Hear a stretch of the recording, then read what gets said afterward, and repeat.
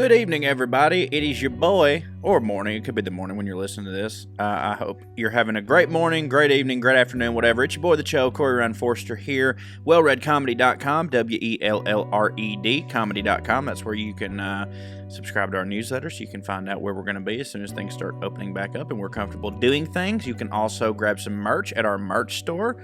You can get our album, WellRED, live from Lexington. Yeah, that's it. And our book, WellRED. That ain't it. Jesus Christ. I don't know what it is, guys. My brain has not worked this week. I don't know if I'm doing too much shit, but it's just nothing's working. Our book is actually called The Liberal Redneck Manifesto, Dragging Dixie Out of the Dark, the thing that changed my life. God damn it, Corey. Say it correct. Hey, since everything's weird, we also have other podcasts that you can listen to. My new one is called Through the Screen Door with Corey Ryan Forster. It is a pop culture podcast with a southern twist. Me and my co-host Matt Coon, we do an opening monologue like on The Tonight Show, and then we had this new segment called Bread or Wine where we watch an old classic movie and we decide if it has aged like bread or like wine. We do sketches, we do music, whole bunch of other cool stuff. Trae has the Evening Skews with Smart Mark Agee, and Drew has a podcast with DJ Lewis, our most requested guest of all time. They've got Into the Biscuit. You should check out all three, and take care of yourselves. And also, hey, this podcast is brought to you by Smoky Boys Grilling. Go to smokyboysgrilling.com and get all the rubs for all your meats, and also carvodka.com. Do you want to get drunk like the Cho? Well, I'm sober right now, but when I do drink, I drink Carve. God damn it. It's the best vodka in all of Jacksonville and all of these here United States.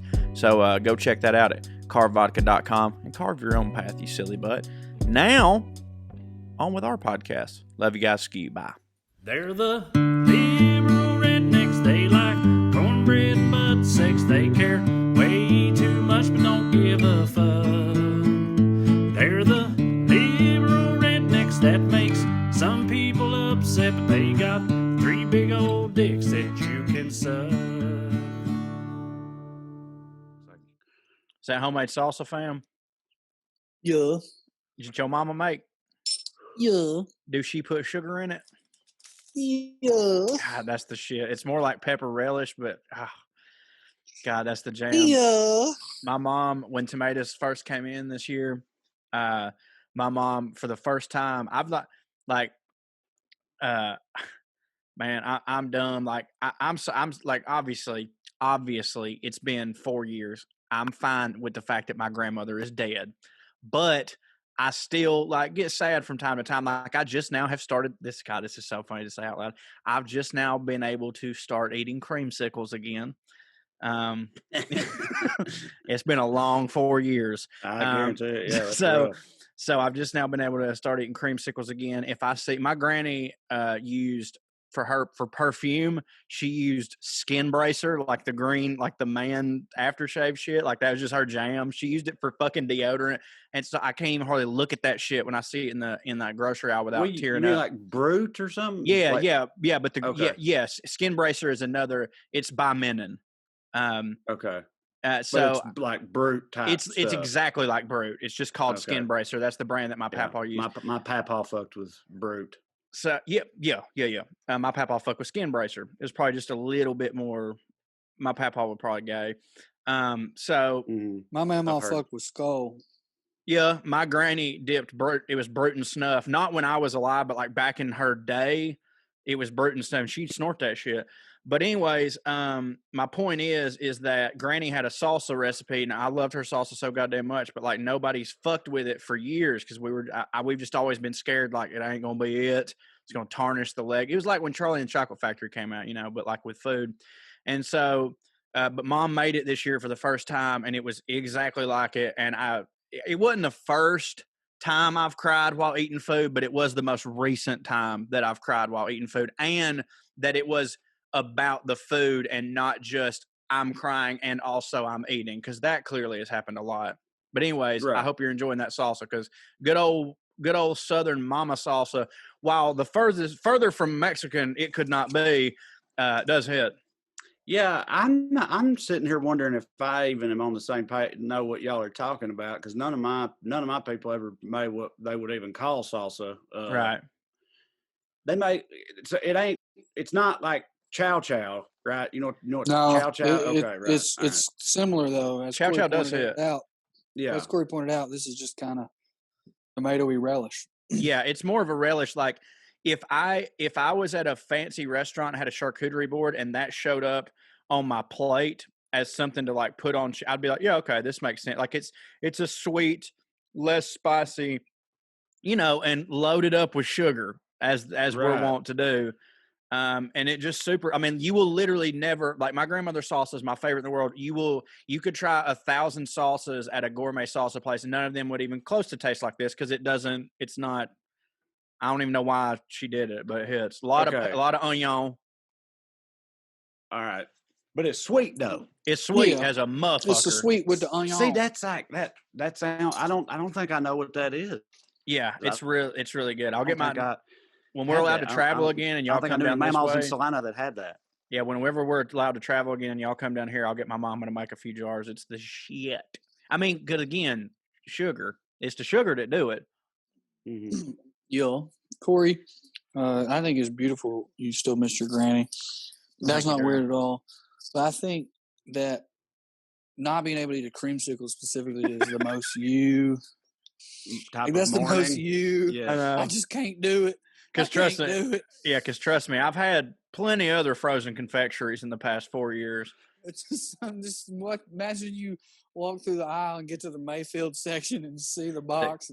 I can't do it. On God, dude, because it's what taste and smell are like the two most linked to memories. And I ain't gonna front, dude. I had creamsicles for the first time, like not that long ago. Sat on my porch, had a creamsicle, and I'm talking like.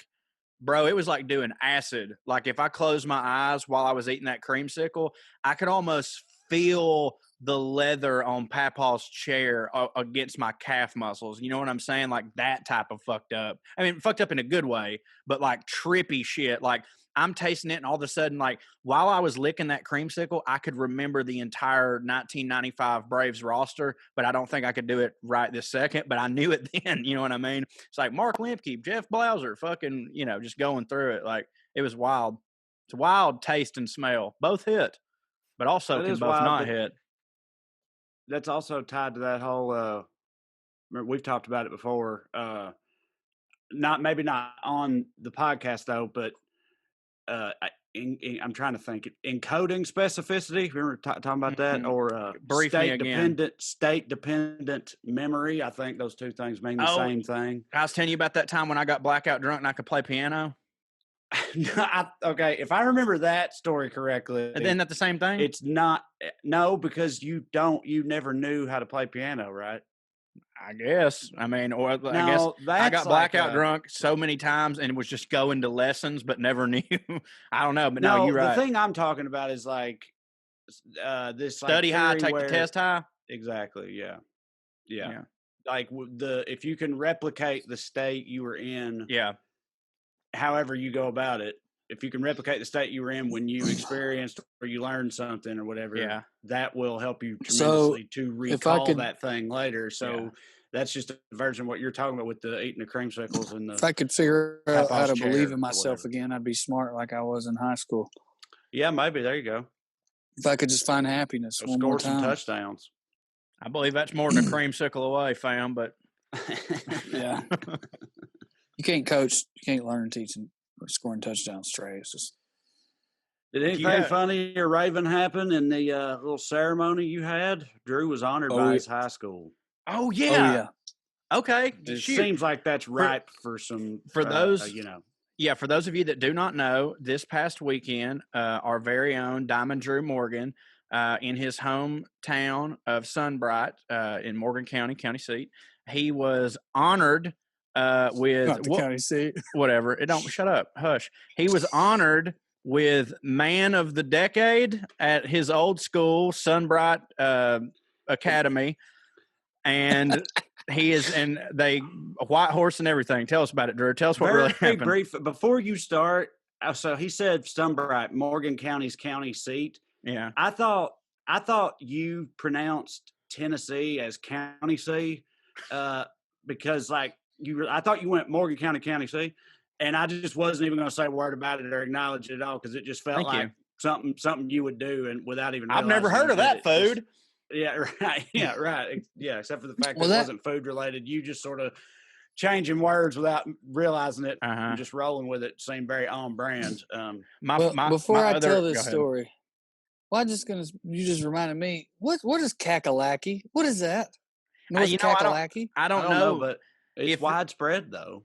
And if it's only time I ever hear North Kakalaki used is when someone's talking about where a dumbass is from, if they're from North Carolina. Like if you was regular and they're like, oh yeah, they're from North Carolina. But if you're an idiot, they're like, they're from North Kakalaki. Or if it's like some dumb shit they're referencing, you know what I mean? Yeah. Like, what went down back in North Kakalaki. Right. Or if you grew up in the middle of nowhere over there, it's like when I was growing up in North Kakalaki. It is weird though, because I don't know what the fuck that's about like either. Is it? But like I feel like I don't think that's a super regional thing, right? I feel like that's like, and I've never heard South Kakalaki people in a lot of places. I don't know. I'm gonna start saying County C. I'm from Sunbright County C. There you go. So tell us about how you received, as we went over this in text, but everybody out there's not in our text group. He received the key to the city, which opens the pharmacy in Morgan County. That's right. He was driven in on a Dodge Viper with the top down. They ticker tape. Go on, Drew. Tell them what happened. Yeah, they elected me mayor. No, I don't know. I think I'm going to have to. Quarterback's always the mayor in Morgan County. Actually, and the quarterback got hurt of the current team, and that's how they did it. No, I think I'm going to have to undo some of your wonderful story to tell it properly. You know? Yeah. They honored multiple people. It's just a thing to do, like before football games, Tiger Legends or whatever. It's like, we don't have culture, so let's create one centered around has-been football players. And, I went. A couple of Ravens things happened, two specifically.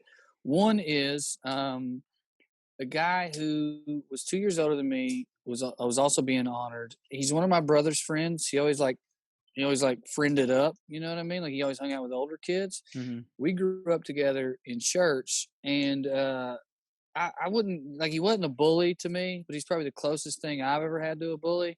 Like he was my brother's friend group's little friend. Yeah. So when I was around, he took it out on you. Yeah, he had to and then when I started getting accolades, he was very good at football too. When I started getting accolades, it kind of got worse because I was taking his place. So they told me I was doing it, and they were like, "Send us a bio," and I sent them something. And then I was like, "Is it the one that's on your website?" I don't know what I sent. That's what I sent. Well, then I found out he was going to be there, and I was like, hey, what are people putting these bios? And he said, let me send you one I got, the guy who was running it. And he sent me that guy's. Oh, boy. Oh, my. So then I had to, make sure I got all my stats in there. Yeah. So they was better than his. Okay, so these bios, I was wondering, this is what Corey was getting to when he asked about the website, I guess. This is like your accolades and stats from back then. It's not what you're up to now. Yeah, because they're not used to people doing anything. Way funnier to me. It could be both. Right. It could be both, it turns out. There's way just more listen to you get booed in the where are they now version. I put all my credits on there, guys. Yeah. I put all my credits on there. Yeah. I put all my stats and all my credits. So that was the Raven thing, but here's the funnier Raven thing. We're lining up to go out there, and that guy's kind of a buddy of mine. Like, we did grow up together, we went to church together. We're sitting there waiting to go out, and the dude who's organizing it all, he's like looking at my bio, and he's like, "Oh man, you live in LA now?" And the guy, my buddy, goes, "Yeah, he's one of them," like aggravating me. And that guy goes, "Oh, I know, I've seen him on Facebook." Oh, but here's the thing. Your queerness preceded you. Politics don't matter if you're a tiger. All right. Damn. How about that? All right. Whatever that means, but cool, And then he goes, speaking of politics, I want you guys to remember, as I'm telling the story he told us, that he opened with, speaking of politics. Uh-huh. Right. Speaking of politics. You gave that boy a centimeter window. I went pheasant hunting with my buddy Kenny in South Dakota. We was on our way up there. We drove, I don't get on planes. And we got to Iowa, and my truck broke down. It just blew up. Motor was shot all to hell, son. And I didn't have time to fix that, so I had to get a rental car. Well, all they had was one of them Chevy Cruises. You know them Chevy Cruises? It's the littlest one they got. You can't hardly fit in there. So me and Kenny had to stuff in there and get all our gear and our guns and everything.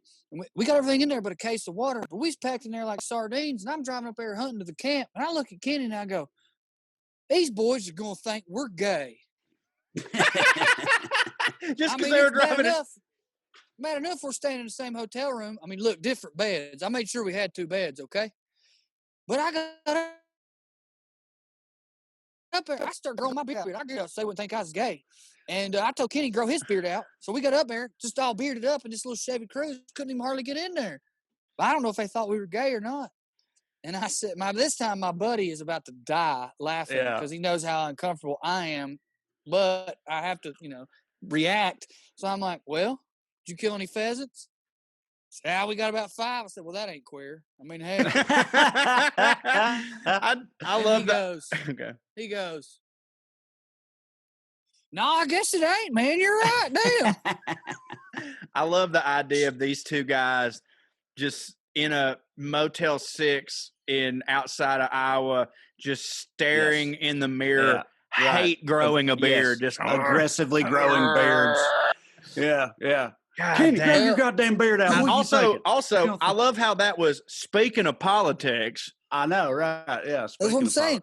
Yeah. Well, then Curtis, the guy. Also, it's kind of implied that it's like, I know this isn't what happened, but I like to think that guy had told that conundrum to one of his other buddies. Like, I don't know, maybe they did think you're gay. You think they think we're gay?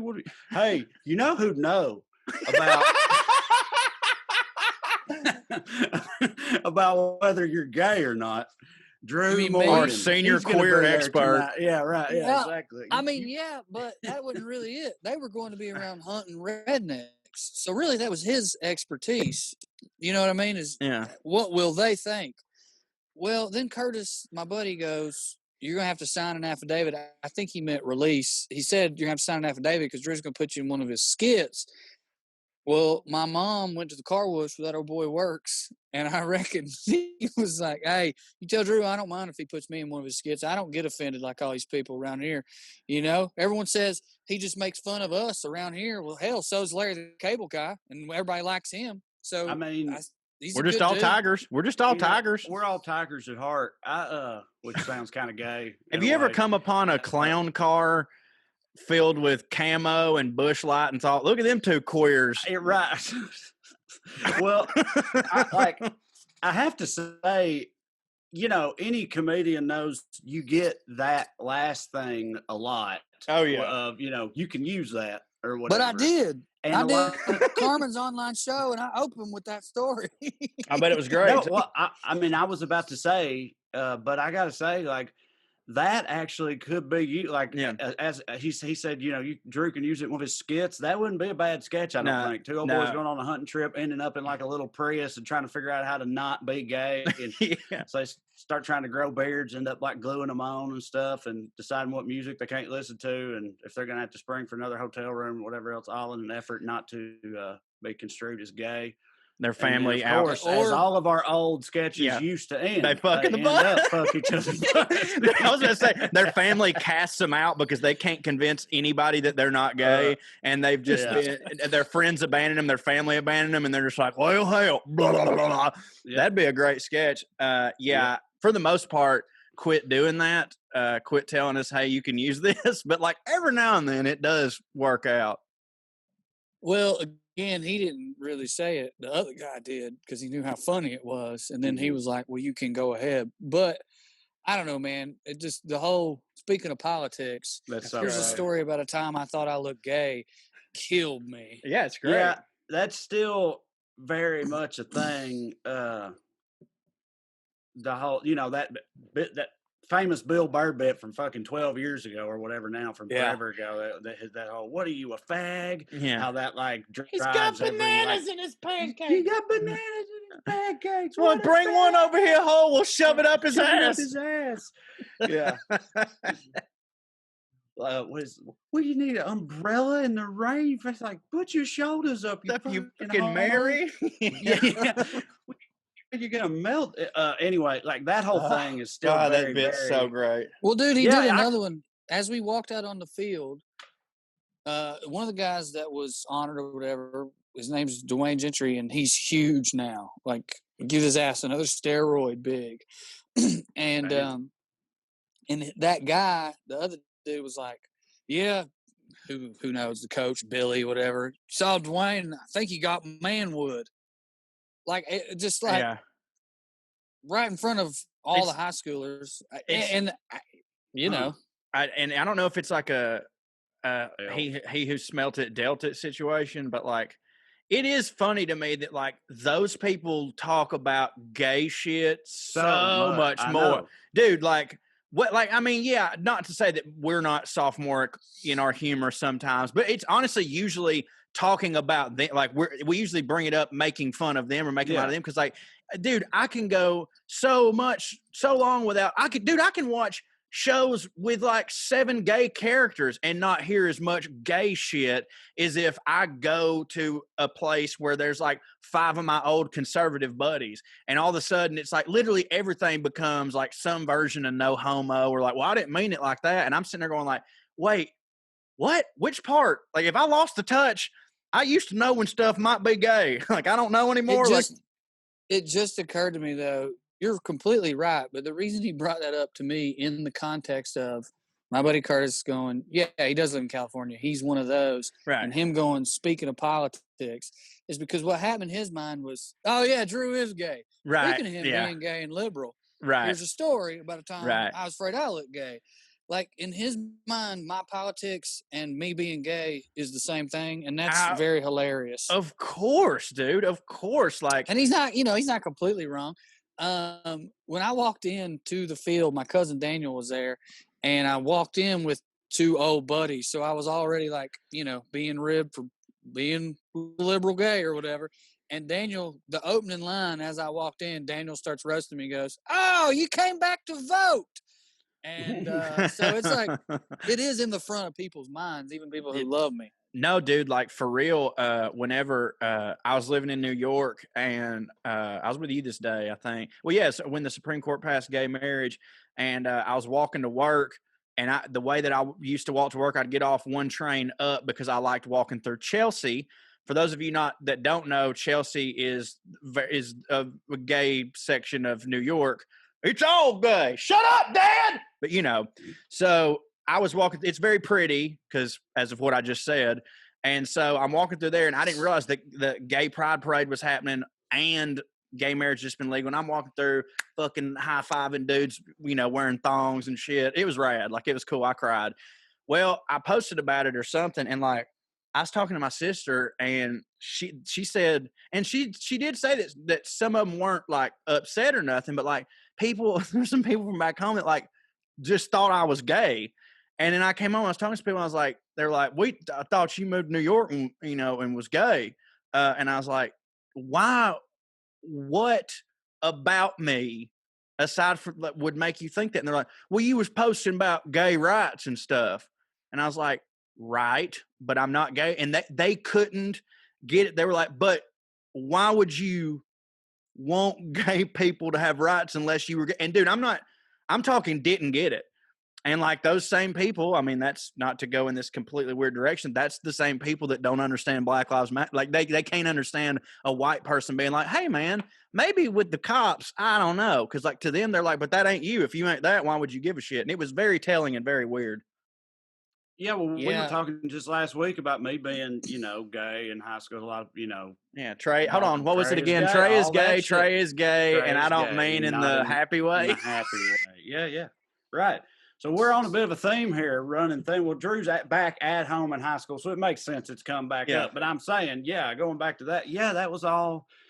Yeah, that's all real. That's what I was about to say a minute ago about how like that whole thing of like worried about seeing gay is still very much a thing. Like where we're from, even with guys to this day, I don't know how how much of a thing it is still in high school, probably quite a bit, but like the guys I went to high school, it is still a thing amongst them. Not all of them, but plenty of them. Like, y'all know this story, but I can't remember if I told it on the podcast before or not, but the very first show we ever did on the WellRED tour, not in Atlanta, we did a like spontaneous Scruffy City Hall, right? At Scruffy City in Knoxville. Hey, we're going to do a show tonight, and just posted on Facebook and just did it, which was really cool actually. But that was the first like show we ever did at all. And at the end, we were out there doing the Q&A thing or whatever. And one of the questions we got was something like, have we ever had any like homosexual experiences or something like that? Yeah. And I sat there for a minute and thought about it, and I was like, well, I don't know. Y'all tell me, does this make me gay? And then I told the true story of how in middle school, me and a bunch of my best friends, we used to like jerk off like together, but not each other. We didn't jerk each other off. We jerked off all at the same time in the same place, typically because that's where the TV with the Cinemax was on. You know, it was in that same room or whatever, but not always. One time it was just a log in the woods because the mood just struck us right, I guess. I don't know. But anyway, like, and I that told log was looking at me. Anyway, I told that story and everybody was laughing. It went, you know, I mean, it hit. It was fine. I didn't think nothing else about it. Either the next day or the day after that, like very shortly after that, one of my buddies from high school who was part of that story, because his house had Cinemax at it, called me on the phone for the first time in forever. Not like literally forever. Yes, Rooney called me. We would talk every now and then. It wasn't that weird, but I hadn't heard from him in a long time. Yeah. He called me because somehow, and that's also what's wild about it is like, I mean, I guarantee you this will get back to him. He'll probably call me later this week. Of for telling course. This story. But well, like, here's the thing. I'm plugging that clip into this podcast. That somehow that by the next day he had already heard about it back in Salina, and of course, like it seemed like the way he was asking me about it. It seemed as though it had been described to him as if Trae was up there on stage talking about how when you and him was in 7th grade, you used to fucking suck each other's dicks and all kinds of stuff like that, you know, or whatever. Like, which of course is not at all what I said. No. But like that game of like rural town gossip telephone or whatever, it seemed like that's what got back to him. And he was like, what is that about, man? Yeah. And I had to tell him, I was like, rural queer telephone. I was like, that is not what happened at all. Especially when, and it was fine after that, but it was just funny because I mean, it took no time. Oh yeah, for that to get back to him or whatever, and it was something he needed to clear up very quickly. Especially if somebody is trying to. Sorry. No, I'm done. Especially if somebody's like trying to like make you look a certain way. Because that's something, like this is maybe a weird transition, but I think it's very related to that. I wanted to ask y'all about this. Through that conversation about how, using in the skits and I don't get offended, blah, blah, blah. He said something like, I mean, I know a lot of people probably don't like you because you just make fun of us around here. And I didn't like defend myself to him because whatever, but I asked my mom, I was like, is that what people think I do? Because, I mean, I be making jokes about where I'm from. I also be telling people in Portland that where I'm from hits. Yeah. They don't know shit about it or whatever. Yeah, for sure. And she's like, well, I've never had that. I've had people ask me, do I not get mad that all you do is tear down everything I believe in as far as religion goes? And I just tell him he doesn't. He makes fun of Jesus having abs. Like, you're stupid. So my point with that, well, two things. I'm wondering if it bothers y'all that certain people just paint us however they want. But two, just commenting on if somebody wants to talk shit about you, the gossip will go quicker and they will twist the shit out of what it is we do. Yeah, for sure. I mean, the way I always, because people say that shit to me too, like, all you do is fucking tear down the South and da-da-da-da. And my answer is always just like, no. I make fun of the dipshits that are in the South. If you're offended by what I say, then that must mean I think you're a fucking dipshit. That's all that is. Like, period. Be clear, though, and I want to know if you guys have experienced this. I think he meant making fun of the town I grew up in. Oh, I mean, the only backlash I ever got from that was that Civil War bit that I did. And for the most part, everybody was like, yep. Like it didn't not hit for most. I mean, I'm sure that there was a couple people, but fuck them. But like, dude, you know, some of my conservative buddies who like were in the reenactments, it hit for them. So like, I don't know. Like, I don't know. I think a lot of them take it well. I mean, they hate me just for me. Not that. Like that didn't really bother them too much. Well, y'all are both at present physically there. That helps. I think that helps.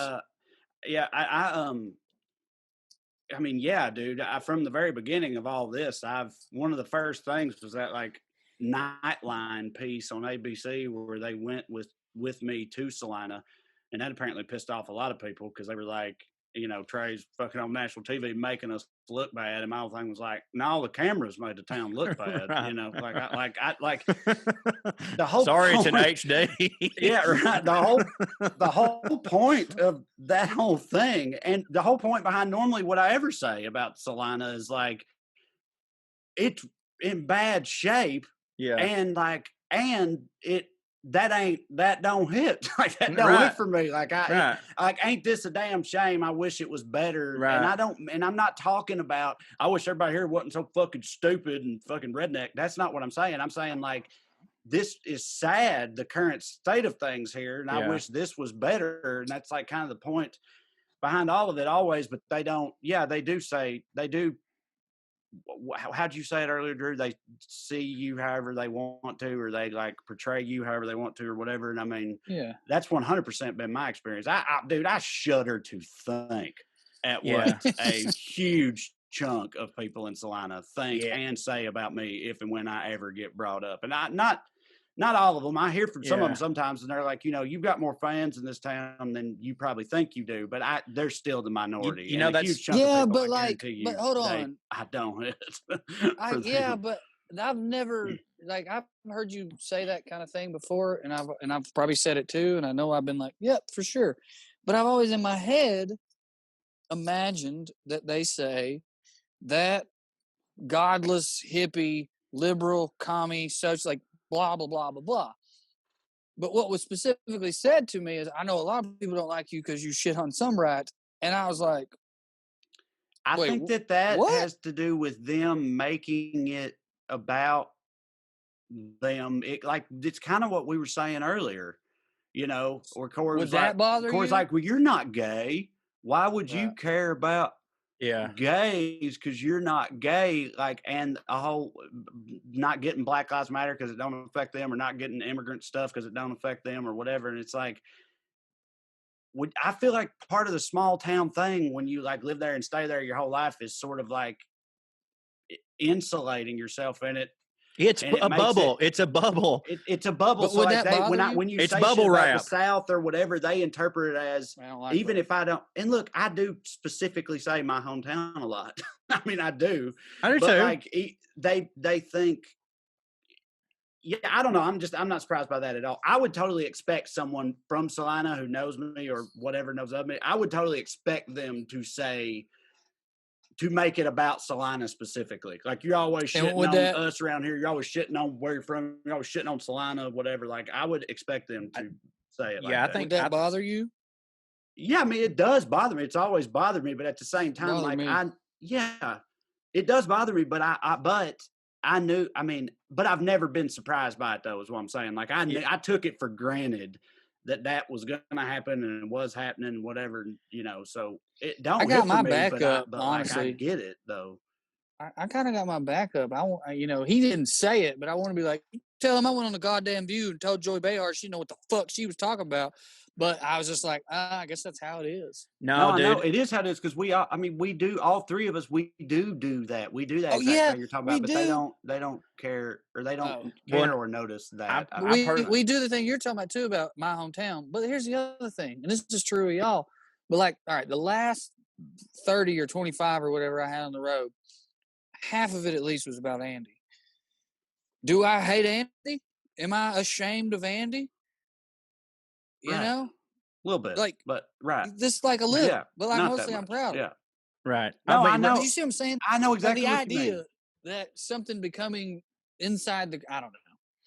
Well, makes me frustrated. Well, you know, like Trae said, me still living here, I think kind of does help me a little bit because it's like I go on stage and I shit on myself. Obviously, I mean, okay, yes, I do hate myself for sure. But since I still live in the town, I definitely think it's okay that I shit on it because, like, I still participate. But I also feel like this motherfucker. You see what he's doing, Trae? No, I don't. I'm saying that's what I'd say to them, not to y'all. Listen, you guys, you moved to California. No, I don't believe. I don't believe. Ain't wrong though. That does make it worse. No, I don't believe. But for the record, I think you should be able to say what you want. I'm saying that's what I would say to them. Like if they were like, "You talk," I'm like, "Why can't I? I live here. I can talk shit about this. I live here. I should be like, you can't say shit to me. Also, y'all fucking talk shit about this place all the time. You just don't do it for money, you fucking idiot." My thing though is that now that's a very Southern thing about family in general. You know, we don't let anybody talk about us but us. Well, dude, that's the thing.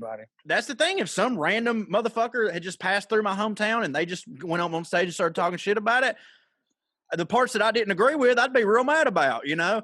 But I think it's a lot of, I think with me, it's a lot of, like, I always am constantly thinking like, oh, everybody around here fucking hates me. But then like when in the rare occasion I ever go out to a party, everybody talks to me and shit. I think it's more like the squeaky wheel gets the grease situation. Like I hear the ones that hate me, but like, cause I found out recently just through my sister that like, there's a good amount of people I went to school with that listen to this podcast that I had no fucking idea. Like they haven't texted me and said, but they love it and they enjoy it. They just don't, I guess, bother me with that information. But if someone hates me, they let me know that day. You know what I'm saying? So like, there's probably more love than I'm giving it credit for. But yeah, no, I don't know. But again, yeah, no, I do feel like since I do live here, people's perception of me is a little different. They're like, well, I mean, fuck, I still see him on his golf cart. You know, like he's riding, he's here.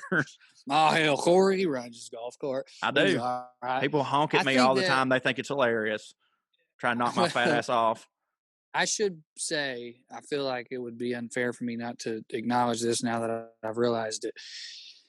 I opened with a story making fun of the guy, kind of. I mean, it was hilarious the way he laid that out. That's just point blank hilarious. The discomfort he clearly felt by Curtis bringing up my politics immediately, blah, blah, blah. But, yeah, I'm like trying to play victim now. I'm like, yeah, I don't know, man. They just apparently all they think I do is talk shit about him. But I opened the podcast talking shit about him, kind of. Well, and Travis is a great dude who's like involved. The reason he was down there is because he loves being around the community. He's been involved in the fucking athletic department forever, voluntarily, no money. You know, I mean, he's a good guy. Yeah, no, I mean, that's the thing. I don't, just being honest, they're not wrong about like part of it. It's just that they don't give us any credit. You're different. I'm just kidding. They just don't give us any credit for the other side of it. I feel like is the only thing that makes it bullshit. Because yeah, you're right. No, I make fun of Selena all the time. Of course I do.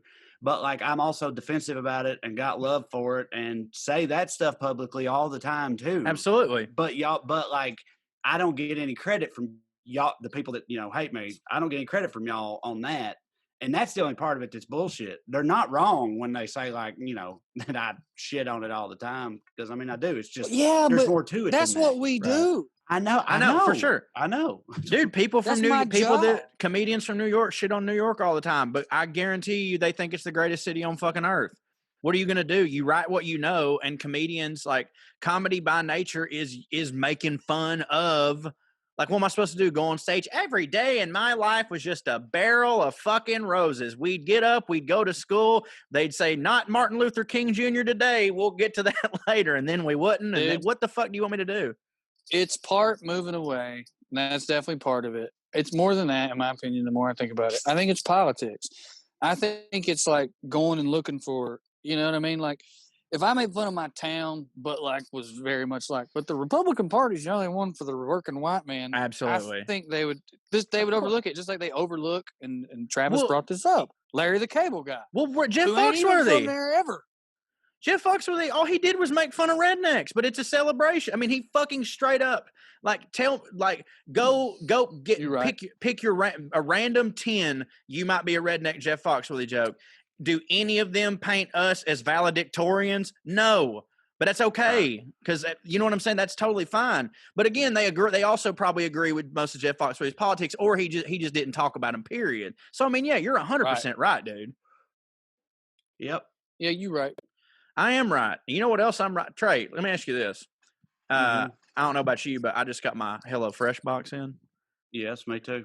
What'd you get? Mine came in Saturday. I've already cooked 2 of them. I got an Italian Sunday supper, which was like meatballs and tortelloni and shit, which was very nice. What was Saturday? I've already forgotten. I don't know. I've got some tacos in there, and I've got a steak in there, and I had something else that I made on Saturday that I can't believe that I forgot already. But see, that's the thing. We eat so much HelloFresh that it's easy to forget things because there's so much variety. That's why it's hard for me to remember, because they offer so many delicious options every week to help you break out of your recipe rut and try new things. Corey, that's what's great about it. I know. They are America's #1 meal kit. HelloFresh offers convenient delivery right to your doorstep, which is where I just picked up my box that featured their Hall of Fame firecracker meatballs, one of my favorite things in the world. It comes right to your doorstep for easy home cooking with the family. The recipes are super easy to follow. They're quick to make. I've told this story before, but my wife used to not think that she could cook. Like, she's just straight up, she's like, I can't cook. I can't do it. And I was like, all right, whatever, I'll do it. I'll hit it. And we started getting HelloFresh, and then she's like, I'm going to go in there and try it, and did it, and it was amazing. And I was like, see, I told you could cook. And she's like, well, I just did what it said. And I was like, you mean you followed the recipe? That's what fucking cooking is. But seriously, if you're out there and you think you can't do it, I promise you can do it. They make it super easy. HelloFresh also cuts out the stressful meal planning and grocery store trips, so you can enjoy cooking, get to dinner on the table in about 30 minutes or even less. Am I right, Trae? That's right. It also is cheaper. You could save up to 40% by using HelloFresh versus shopping at your local grocery store. And the reason that works, and here's the number one thing I've always loved about it, is they send you the exact amount of whatever ingredient you need for a meal. Like, I used to decide, okay, I'm going to cook this and this over the next couple of days to go to the store to buy the stuff. But a lot of times, the way the store works, you buy more than you need for just one recipe, and then the rest of that stuff sits in the drawer, and you end up throwing it out later, and you waste money and food, and none of that hits. And you avoid all that with HelloFresh, which is what I like about it. Me too. Other things. Oh, dude, so many things. We talk about it. I'm so glad they're sponsoring us now, because we talk about it off podcast all the time. HelloFresh's gourmet recipes, like their balsamic fig sirloin, are over 60% cheaper, like Trae was saying. There's something for everyone, including low-calorie, vegetarian, kid-friendly. 90% of their ingredients are sourced directly from growers to ensure the freshest recipes delivered to your door. Like Trae said, they deliver pre-portioned stuff. Their streamlined supply chain means that produce gets to you faster and fresher than the grocery store. Which hits. So here's what y'all need to do. Go to HelloFresh.com/80. That's the number 80 RED, RED. HelloFresh.com/80 RED. Use the code 80RED, and you get a total of $80 off across 5 boxes, including free shipping on your first box. So tell me that don't hit. HelloFresh.com/80 RED. Use the code 80 RED and make it hit. 80 Red. That was my favorite audible when I played quarterback. That's actually why they made it that. Was that a tight end seam by chance? Yeah. Yeah, there you go. I know stuff. HelloFresh.com/80 Red. Good stuff. Thank you to our friends at HelloFresh for sponsoring the podcast. HelloFresh has just become such a huge part of my life in helping me live the lifestyle that I need to live. Also, something that's really helped me in my lifestyle, Trae, and I know that you've really enjoyed it too. Lucy Nicotine Company was founded by Caltech scientists and former smokers looking for a better and cleaner nicotine alternative. Finally, my God, it's a tobacco alternative that does not suck. That's right. It was researched and developed for 3 years to be made for people, not patients. Lucy's got a nicotine gum with 4 milligrams of nicotine that has 3 flavors: wintergreen, cinnamon, and pomegranate. Y'all know I don't even like cinnamon, and I think the cinnamon Lucy hits. It hits for me. All 3 of the flavors hit for me. If you're more of a lozenge type of guy, you can get Lucy lozenges too, and they come in cherry ice flavor. What I like about Lucy is, if you don't know how these things work, you chew it and then park it. You chew it a few times and put it in your lips, sort of like snuff. I never really liked snuff, but I like to put things in my lip right there. Me too. Or we've done it with Cheetos. Puff chaw. Put it down there. I've done it with beef jerky. Put a beef jerky chaw down there. And Lucy's like a nicotine chaw. You put it down there and you save it, and it lasts you a long time. and I'm into that. I'm into that too. It's super convenient. It's discreet, and another thing I've talked about on here that is just true. So I'm gonna say it again if you hadn't heard it. I accidentally quit smoking. I hadn't had a real cigarette in going on 2 years, but I'd been vaping, and I really had no intentions on quitting. But then Lucy was like, "Hey, let us send you some products," so they did, and I started chewing the gum, and next thing I know, I just haven't had nicotine in going on. Now it's going on like 12 weeks or something like that. And I don't chew the gum. So Lucy's stuff is so good. Eventually you might not even have to have it. I don't know if they want me to say that, but I'm telling you, I'm off the junk, baby. Which, I mean, that's the real idea behind these cleaner nicotine alternatives like Lucy's, to get you off the junk. And if it works, well, then there you go. What more do you need to know? So, WellRED listeners, you go to lucy.co. So just co, lucy.co, and use the promo code RED, RED. You get 20% off of all products, including gum or the lozenges. That's lucy.co, and use promo code RED at checkout. Also, I'm legally required to give this disclaimer. Warning, this product contains nicotine derived from tobacco. Nicotine is an addictive chemical. Lucy.co, and use the promo code RED. Absolutely. Also an addictive chemical. HelloFresh, baby. Thank you to all our sponsors this week. We appreciate y'all. And now back to the show. Skew. Drew is gone. I know, it's funny. I had the copy pulled up, and I came back and Drew was just gone, which for me it was funny. I can't pull up the coffee on my phone unless I leave. But then y'all got to Lucy, and I don't smoke, so everybody knows I don't smoke, so I couldn't do that one. But y'all are already done with HelloFresh. Do a roundup here in the last fourth or third of the podcast or whatever. There was something I left off of the dentist story that I wanted to tell y'all, and it's very brief. It's like an dentist.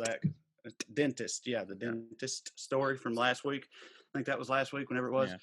I meant to tell y'all this too because I thought it was funny. It's about Benton, my 7-year-old, who's a lunatic. That morning before I was going to the dentist. He's 7 now? He's almost 8. He'll be 8 in like 2 months. Yeah, I know. He ain't no more. Bishop's turning 9 in like a couple of weeks. That's almost 10 goddamn years. That don't hit. Wild. It's also halfway to 18, which is an adult. So like halfway, that's insane for me to think about too. But anyway. But that ain't how it works, because all comes, the adultness comes the last 3 years. I know that is definitely true, but still, just objectively speaking, in terms of the amount of time, it's like, it's crazy. Wild. Anyway, the morning that I was going to the dentist appointment I told y'all about last episode, and I hadn't been to the dentist in literally 16 years, I was laying there in the bedroom, and Benton came in there to ask Katie about something or whatever, and I barely even know how he talks, like, regularly, because he pretty much never talks in his regular voice. Like, he always talks in silly voices or whatever, like, all the time, pretty much. So he come in the bedroom to ask Katie something or something another, and he heard her mention the dentist, and he was like, "What?" And she goes, "Daddy's going to the dentist today." And he's like, "Why are you going to the dentist?" Or whatever, like in a clown voice. And she's like, "Well, he's just got to go to the dentist because, it's good to go to the dentist. And he's just teeth thinking about it." And he's like, "Are all his teeth broken, or his teeth made out of wood?" Whatever, like just like crazy shit or whatever, being very ridiculous. And Katie's answering his questions, and then she goes, "No, Benton, Daddy hasn't been to the dentist in 16 years. And he goes, "Oh my God." It like sobered him up, which is impossible to do. Like, he was being such an off the wall goofball, and she's like, "He hasn't been to the dentist in 16 years. So he just got real serious and goes, "Oh my God." I love how she puts your shit on Front Street just to fuck him up.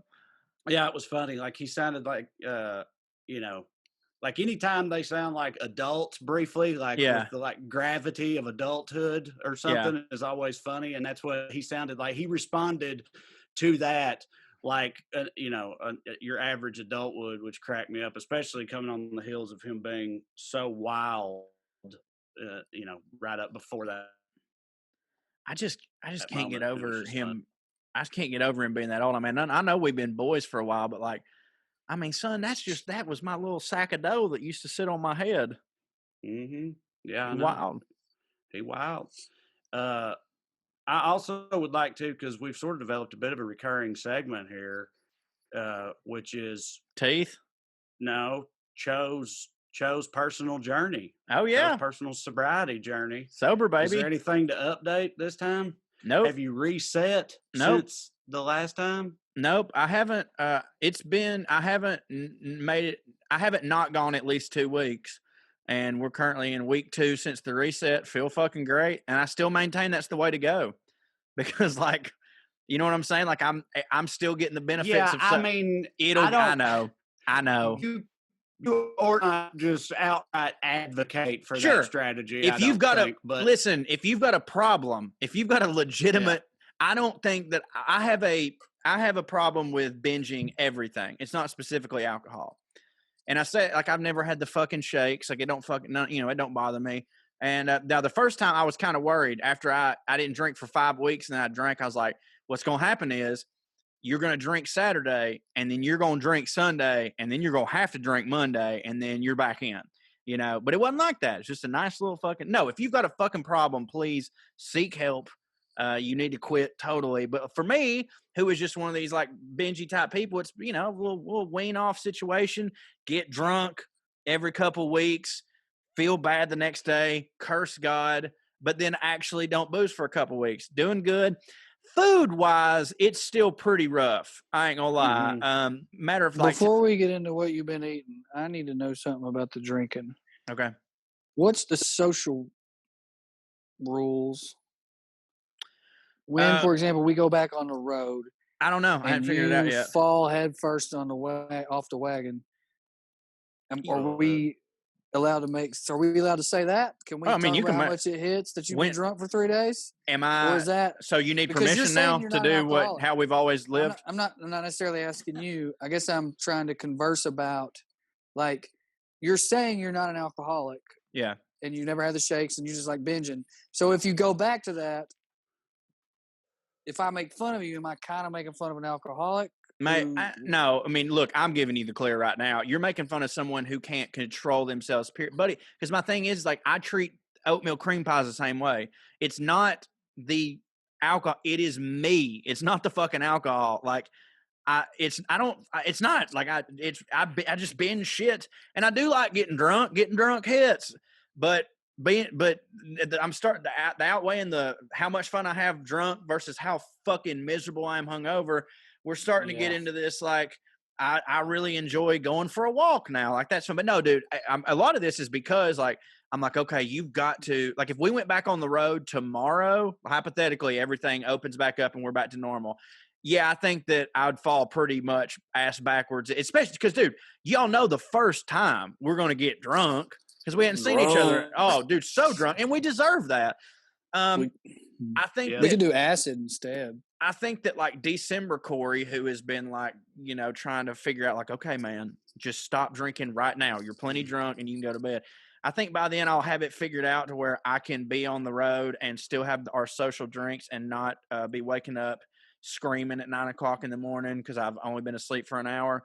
But I don't know. It's just I'm just trying to work on myself. But yes, absolutely, dude. If I start being a fuck shit again, make fun of it. Like, go back to always what we do. I don't hit. I need to control the fucking food. I want to hear about the food. I advocate that we start taking acid. I haven't tried it. I just like regularly. Go ahead though on the food.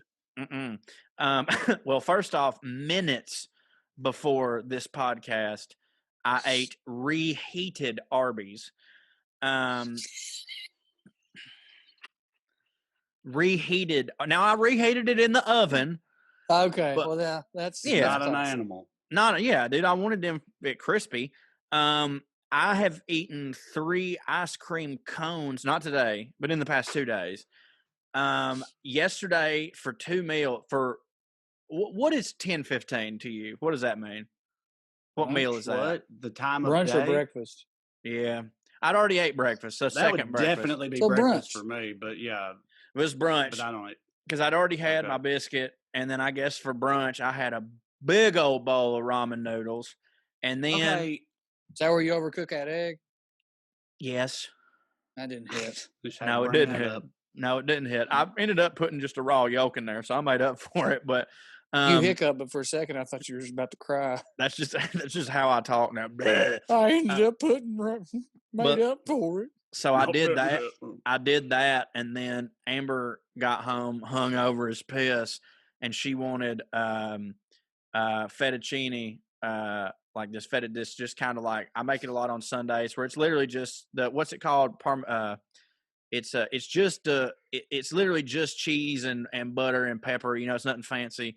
That actually, pepper, cacio e pepe. Yeah, it's similar to that. I put an egg in it. But you know, the fancy cheese with just butter and nothing else, that's actually what Alfredo really is. Yeah. It's just that Alfredo has gotten bastardized by fat Americans. I know. Like cream and shit now. Well, so what I do is I make it pretty much the standard hitting way you're supposed to, with a little bit of pasta water for, to get it up. I cannot stress enough, ladies and gentlemen, if you're listening to this, reserve at least a fourth a cup of pasta water when you're making your pasta. Good and starchy, helps it. So I make it, and like it's pretty much good to go. But then I do put a splash of cream in there just for a little nice color. But then I've got the good pepper, got the good Parmesan grinding. I zest a whole fucking lemon in that bitch. Cut up some tomatoes, throw it in. It's good shit. But I ate that an hour after I ate that bowl of ramen noodles. And then for dinner we had first Arby's. And then I got a contingency Arby's that I thought maybe I'll get high later and eat that. And then I ended up reheated that right before we did this podcast. And dude, here's the deal, man. It's only a matter of time when we get done with this till I do it again. I'm making my HelloFresh Buffalo Crispy Chicken tonight, and I will definitely wash it down with a fucking another cone of ice cream. A cone, ladies and gentlemen. I'm making cones. Trying to think of how to begin this line of questioning. Because you make it sound like the way you talk about the things you eat makes it sound like you're just like gorging yourself on these things. But I've spent a lot of time with you. You don't finish nothing. You know why? You name all these things that you're eating, but be honest, are you not really eating that much of any one of these things? And I want you to think about something. No, I have a follow-up question for sure. I want you to think about something. When we were on the road, I was boozing a lot, which takes up a lot of my calories. I was also smoking cigarettes and vaping, which suppresses your appetite. Son, when I tell you that I'm not only finishing these, but don't even feel full, and it's often coming straight out my ass. No, I'm finishing up. Dude, that's the thing is we're on the road. I don't want to fuck my buzz up. And I'm also full from like having 3 vodka, pineapple, fucking whatever. Well, I ain't drinking, so I'm replacing it. And also my fucking dumb cave brain is going, well, if you ain't drinking, then you can have as much of this as you. Because that, by the way, that used to be how it was. It used to be that. Because I told you, I didn't drink for 5 fucking weeks. I gained 2 goddamn pounds. Then this past 2 weeks, I ain't drank. I've gained 1. So, like, that don't matter no more, but my brain still goes, you need the carbs or you need the sugar or whatever the fuck it is, or treat yourself. If you're not going to drink, you may as well have this fucking ice cream, and it don't work no more, and it don't hit neither. Well, here's my follow-up, and I know that, like, given the context of this, it's one of those things that, like, it's wild that I am as fat as I am, but you got to keep in mind, I still do this anyway. This does not stop me. But if you're really like eating all of those every time, the thing that blows my mind the most about that is like I can't do that and then like do stuff. Like the reason I really only eat like, well, I'll end up eating 3 times a day because one of them's right before I go to bed. We've talked about that before. That don't hit. But other than that, like getting high and being a dumbass right before bed, I eat twice a day.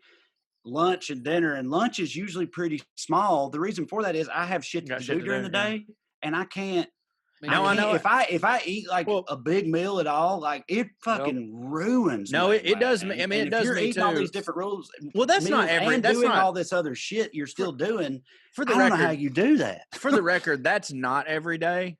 Like that, obviously I couldn't do that every day. Because again. Like you're looking, I believe in you. I weigh 230. I should weigh 300 if I did that every day. I don't. But I mean, yesterday I did that and I still fucking, goddamn, I did like 7 cameos. I wrote 3 stories for my podcast. I recorded some. Now, most of this was like on my ass, like sitting on my ass. And the most energy I'd have to do is like stand up to go do buttercream on Cameo. And I think maybe that gets it out of me, like screaming and pacing around my yard. Maybe I use a little bit of energy that way. But like, no, I mean, if I'd have woke up and had ramen noodles for breakfast, I'd be passing out during this meeting. All I've had today is Arby's. Right. Is what I'm saying. All I've had today is Arby's. Yeah, but I can't do anything heavy. And you said I'm just sitting on my ass. I hear you, but it's not just like I can't go hiking. I can't find motivation. Like eating. Well, I drink a lot of coffee though too, like a ton. It probably cancels it out.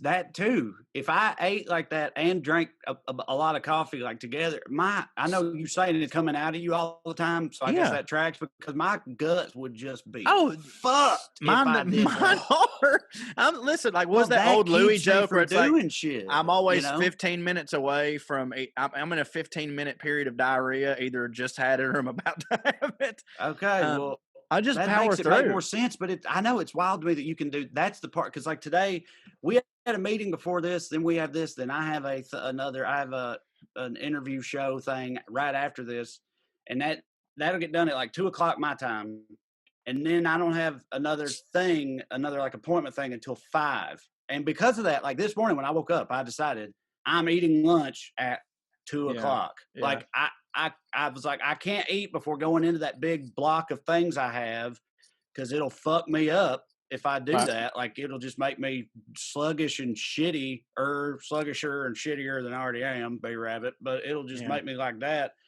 So I got to wait till I have that 3-hour window. I can eat lunch at the beginning of that 3-hour window. And by the time the 3 hours is up, I'll be able to do the thing I have to do at 5. And then I'll eat dinner after that. And then I'm done for the day. Like after I eat dinner, I ain't doing shit else but hang out with the boys or whatever because I know how I am. I just can't do it. Again, if I was still regular me, boozing like a Rat Pack member, then I too couldn't do it. I couldn't pile all that on hungover without it kill me. I just think that like my body's so used to turmoil that at least if it's sober turmoil, my body's like, well, all right, we can handle noodles.